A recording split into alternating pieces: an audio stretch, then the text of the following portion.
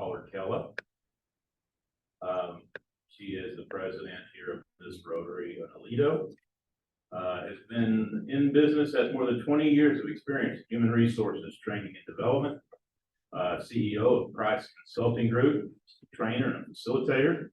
He's published on training delivery, social media, diversity, expatriates, and stress job satisfaction and employee turnover.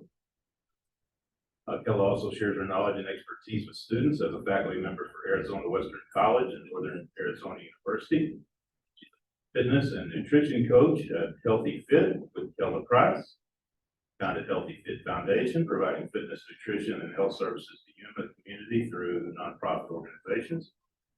And she's taken her passion for a healthier lifestyle to benefit the underprivileged.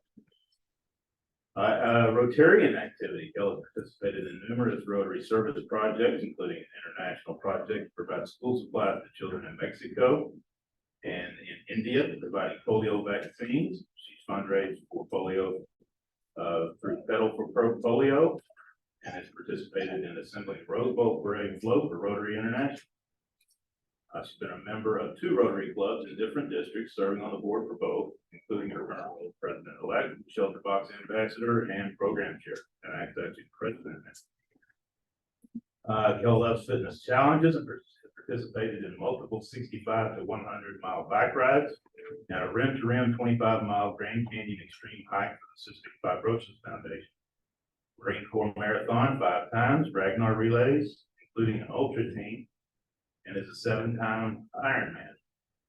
Last year, and this year too, right?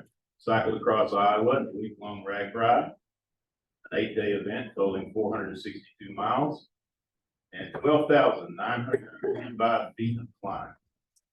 She will participated again in July 23. It's fundraising for Rotary and Shelterbox as an ambassador. Active member of the community, participating in Rotary, American Business Women's Association, Society for Human Resource Management, and philanthropic organizations, including Cystic Fibrosis.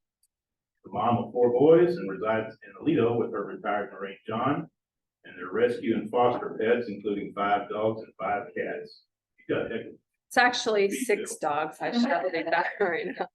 Her oldest son is an Army soldier, Black Hawk Maintenance Unit. They've been married for 20 years and are originally hailed from Pittsburgh, Pennsylvania. Thank you, Greg. So as you heard, I am a Shelterbox ambassador, and that's one of my roles with Rotary, and I'm a lover of fitness challenges. And so when I heard and experienced RAGBRAI last year for the first time through Team RWB, and heard that it was going to be the 50th anniversary, I thought this is a great opportunity to showcase Shelterbox and Rotary and what it has to offer in a highly visible environment. So what is Shelterbox? I did not set up the tent today for today's meeting, but we did have it set up at Pints for Polio. And if you've been to any of the district events, we typically set up the Shelterbox. It's an international disaster relief charity, and we provide relief in terms of natural disasters, as well as disasters and displacement of people from military conflict. So we're really there to make sure that families have a home and basic living supplies that they need. So right now, unfortunately, most of the 20 countries that we're in, we're there because of military conflict. And it's displaced people, including the Syrian conflict, Lake Chad Basin, and Ukraine are some of the big ones. So the need for Shelterbox is urgent. Right now, there are 85 million people around the world displaced from disaster and conflict. 85 million, more than any time since World War II.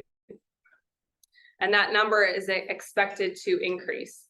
Since its founding in 2000 by a Royal Air Force Marine from Britain, Shelterbox has provided shelter to over 1.5 million people in over 100 different countries across the globe. So there is a great need.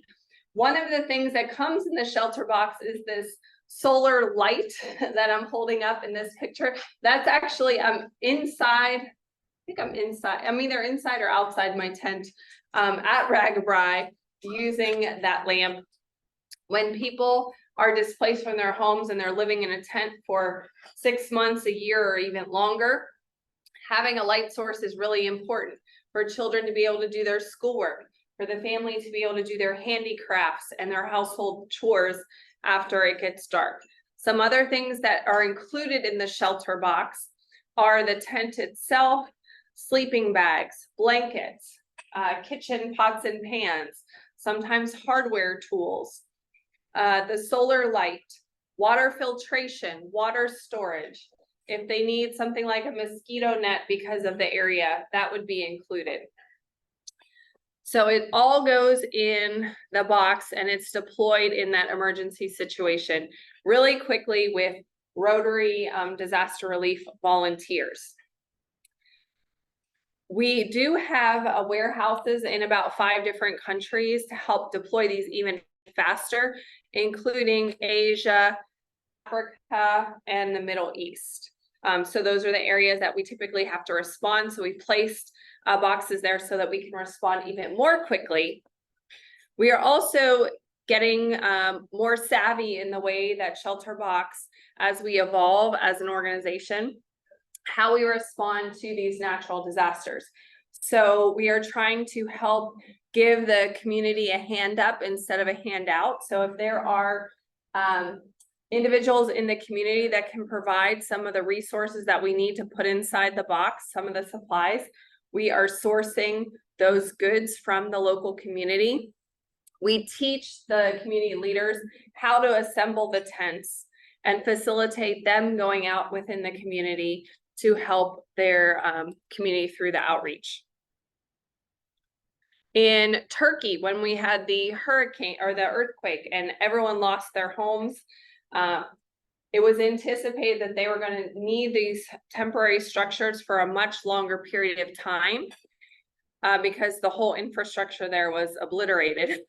So we provided some plywood tools and hardware and actual tarps in lieu of tents to make a more permanent structure for the families. There's some great videos about some of the things I'm talking about on the Shelterbox website. So RAGBRAI, what is RAGBRAI? It stands for Register, the Des Moines Register, the newspaper, sponsors the race every year. The Register's annual Great Bicycle Ride Across Iowa. You notice it doesn't say race because it really is a bicycle adventure, not a race. It's about all of these things on the slide, about camping and food trucks and charities raising money, which was one of the things that really attracted me to RAGBRAI, is that communities and nonprofits show up in force in these towns and along the route, and they set up refreshment stations and selling things, and they're able to support their charity for the entire year with the funds that they raise. They can raise thousands of dollars in a period of like 24 hours. Beer, a lot of the Iowa craft beers come out and people will drink beer all day. I had one beer all week because, yes, and ride, because it was too hot. The last thing I wanted to have was beer. I bought a beer the day that I sold the koozies at one of the craft beer tents because I was standing outside as people were coming through the line and I wanted to have a beer in my koozie to get them to buy one. Iowa nice. People in Iowa, a lot of them pride themselves on the fact that Iowans are so nice. There are people along the route that will have free things that you don't have to buy, free water and bananas. And there was this one lady that I met at, which is rated the best stop along the route. She had made with her family 300 dozen cookies to give away at RAGBRAI. Not even taking, she wouldn't even accept donations. In addition to that, she had water and Gatorade and popsicles. And she had collected chairs so that people could sit in chairs, like camp chairs, instead of sitting in the grass. Iowa nice. Pie is a big thing. There's a lot of Amish people and farmers in Iowa, and they come out in force to make hundreds of pies, and people will eat pie, which is a great, people say it's a great recovery snack because it has carbs, sugar, all of the things that you need to keep going. Pork. If you didn't know, Iowa is known for pork. And so you'll get along the route pork chops and pork sandwiches and barbecue. Again, it was really hot, and I know the pork was really good last year, but I couldn't stomach eating a big pork chop by myself in the middle of the day in 115-degree weather. Corn. Iowa is also known for its corn. Most of its corn is produced for feeding animals. However, they do produce corn for people consumption as well. And the Iowa corn farmers came out, and every day they had a tent that you could get fresh corn.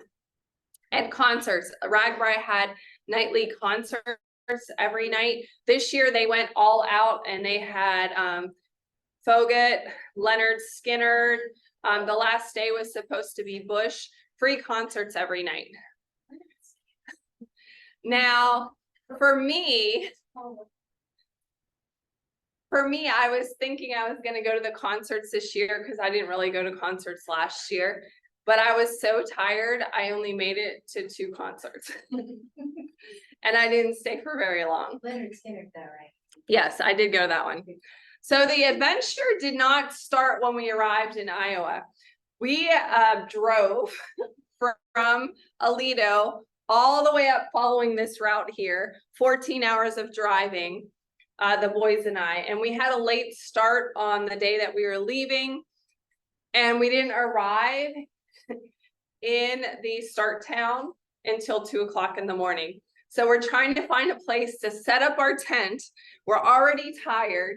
It's dark in a strange place, and we were lucky to find, we stumbled upon the park where they have the tire dip. The tire dip is significant because on the left and the right side of Iowa, the west and the east border are the Missouri and the Mississippi River. So literally you put your tires symbolically in the river in Missouri on the west side. And when you get to the Mississippi River at the last day, you dip your tire again to signify that you've gone the entire way. So we set up our tent. Hopefully we didn't wake up anybody. No one came out of their tent and gave us ornery faces. And we even got a picture by this cool setup that they had.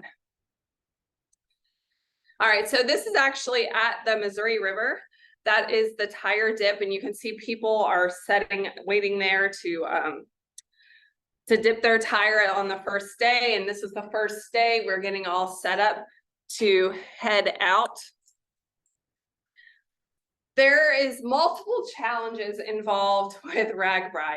The primary challenge for me was pulling the 100-pound Shelterbox. My husband created this pull behind cart. He modified one of those kid carriers and built it so that we could tow the Shelterbox behind the bike. So that was challenging. And because we didn't finish it until right before I left, I didn't get to do any training rides with it. So it was a little bit harder than I expected because I'd never pulled anything behind my bike ever, other than a flag on a pole. It was very hot and humid. The heat index was over 110 degrees every day, and there was no cloudy days. So we learned after about the second day that we needed to wake up a little bit earlier to get on the road before the main heat of the day, so you could get a good 40 or 50 miles in before you were dying. So because of the heat and the sun, staying hydrated and having energy was challenging. Even as a fitness nutrition coach, I had to tweak my eating throughout the week and my hydration, what I was fueling with, so that it was really hard not to get headaches, and there was definitely some salt issues there. It was not until like the 5th day that I had it dialed in that I finished and I wasn't like totally done. Who here knew that Iowa was hilly? Yeah. I did. I learned this last year that it was very hilly. A lot of people think Iowa is like Kansas and is flat. It's up and down hills the entire time. So that's always challenging. And you put a 100-pound box behind you and you're going up a hill and you're going like 4 or 5 miles an hour and people are passing you.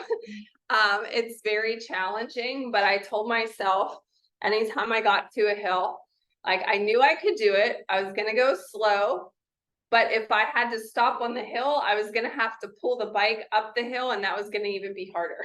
Now I'm thinking about all those Amish with the buggies and stuff like that. So, I didn't have to walk up any hills. I made the hills and I told myself like every time I got to a hill, sometimes I even said it out loud and people are looking at me like, yes, another hill, just what I wanted. Camping was another challenge because last year I had one of those tents that you just throw and it opens and then you twist it at the end of the morning after you take everything out and it folds up in like 30 seconds. The Shelterbox is not like that. The tent is designed for 60 to 70 mile per hour winds. It took us about 30 to 40 minutes up to an hour to set everything up and take everything down every morning. So that was another challenge or complication to our event. Sleeping in a hot tent because it was so hot. The tent was hot even in the evening. It never really cooled off. And of course, teenagers. My boys were great to do the adventure with, but it definitely was not their first choice of a vacation. We do a fitness vacation every year. Usually it's a running thing in North Dakota, or we've been to Glacier and Grand Teton, and it's a little bit cooler. And we're not setting up tents and going every day in the heat. So that was a little bit challenging, but they made the best of it. But there was moments of angst. One of the great things this year was being able to connect with Rotarians in each of the towns. So some of them actually had homes right on the bike path that I was able to set up my tent for a high visibility. Some of them hosted us, well, they all hosted us in their yards, but we were able to get hot showers every day, which was great to rinse the funk off and not have to do wet wipe showers. So the first club we visited was Rotary Club of Carroll. I'm wearing the shirt that you see in the picture. I had these made by one of our local companies here in town, Bigfoot Inc. Right before we left, and so I would represent Lido, and then it has Shelterbox on the back and 2 of my local sponsors. Yes, Pat and Jared, and Baker's Ribs. Can you get one of those? I would have to order you one. I can definitely get you one. I would love to have it for sure. I mean, maybe I didn't represent Shelterbox, but I mean, it just raises awareness. Yeah. Right. So I think that would be a really cool t-shirt because, you know, when we do stuff, it would be nice to have that. So as I mentioned, we set up the Shelterbox each night in a high visibility location. The week before I went to Iowa, I had connected with a Rotarian who worked at a radio station, and she interviewed me on the radio. And so at that particular town, the radio station was only like a half a block off the main area where all the concerts were. And it was a great venue to set up the tent. As people walk by, drive by, I talked to hundreds of people every day about Shelterbox. Either they were passing the tent and they stopped to chat and ask questions and get a tour of the tent, or while they were cycling and passing me by, they would slow down and chat with me. What's Shelterbox? What do you have in there? Is there a dead body in there? A dead body would be lighter. Is that your beer cooler? No, it's not. I wish it was. So there was lots of opportunities to talk to people about Rotary and Shelterbox. One of the cool things I did, the Iowa Conservation Team works with a group called Milkweed Matters. And every day they had a place for cyclists. This is a great SRAG project, the environmental sustainability. You got these little seed balls. And the seed balls are, you toss them while you're cycling on the side of the road where there's no, in between the fields and the street, to provide plants that will grow for the monarch butterflies and other important pollinators. So these are just some fun pictures from RAGBRAI. Some of the towns had really neat murals. RAGBRAI is also about animals. A lot of the 4-H kids bring their animals out to raise money. You pet or kiss a pig and you pay them like $5. This kid brought out his llamas.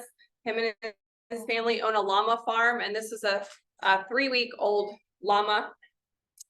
There's lots of really cool old barns. I didn't get a lot of pictures of those this year because depending on where they were on the route, it was kind of hard to steer the bike and take pictures. And if it was on a hill, I definitely wasn't stopping. Meeting people there. This is a Rotarian that bought one of the koozies at one of the bike or the beer tents. Watermelon is one of my favorite snacks. So anytime I saw fresh watermelon, I got that from the farmers. Oh, We got to go through some really cool areas. Some of the routes took you through stadiums. This was the day that we were in Des Moines, and so we went through the downtown area and the sun was coming up, and then they took us through the county fair area, which is the bottom picture. You get to see also a lot of farm equipment. So all the farmers are very proud of their big pieces of equipment, so they'll bring them out for you to take pictures by. And a lot of the Iowans also have like classic cars that they fixed up. So if they collect cars, they'll bring their cars out by the road and park them with signs to kind of showcase them for you to take pictures.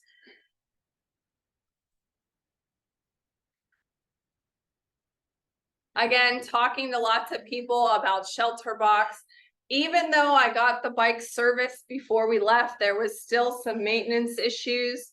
And so one of my Rotary friends here, John, was helping the boys fix one of the bikes the one day. I mentioned Iowa Nice. People in Iowa were super friendly, not just the Rotarians, but this upper right photo here, we had people from a neighborhood where we stayed right along the route. The entire neighborhood brought a potluck of food for us that night. So sometimes they even fed us, which is pretty awesome. Yeah. And this is my setup. This is what people saw when they drove by on their bicycles. So we had lots of miles in the saddle talking to people. I think this was another Rotarian on the top that stopped to talk to me. In addition to 4-H animals, sometimes you encounter other animals. One of the little towns had a periwinkle place. They had a camel and a reindeer that you could take pictures with.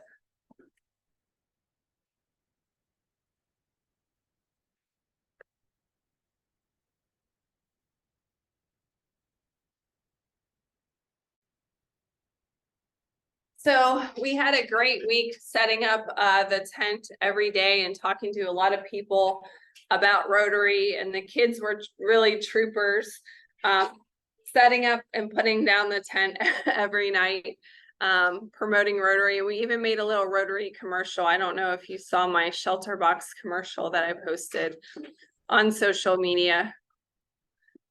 I did not include it in the slideshow. You'll have to hunt for it.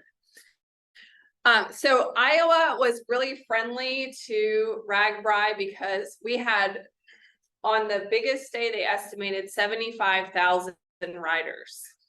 On other days, it might have been less. So if you live in Iowa or close by, some people do one day of the ride to say that they did RAGBRAI or they went to RAGBRAI. Some people, if they're not as physically fit, might do parts of a day, or they'll say, oh, I'm gonna do this 20 miles area. But it generates huge amounts of income for the community. So they really welcome you. You'll see billboards that say, welcome RAGBRAI, and signs along the path, and the movie theater, welcome RAGBRAI.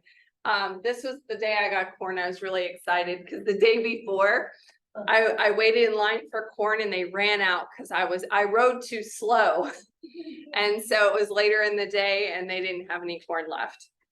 And you can see here in this other picture, the shelter box that I'm towing behind the bike. And of course, the farm equipment in the background that they're using to help park bikes on in the little town. Some of the community would even set up little photo ops along the road. This was an example of one of them. I almost didn't stop because this was down a little grade and you had to go through this huge patch of grass, meaning I had to like pull the bike because my bike is a road bike. It will not ride in the grass to get this picture, but the picture turned out really good. So I'm glad I went through that extra effort. So there was photo ops all over the place, more cool barns, and there was some water. So there was some areas that we went over rivers, and this was one particular river. So the last night, they were going to have this bush concert, and we had planned to set up at one of the Rotarians' houses that was not necessarily close to that.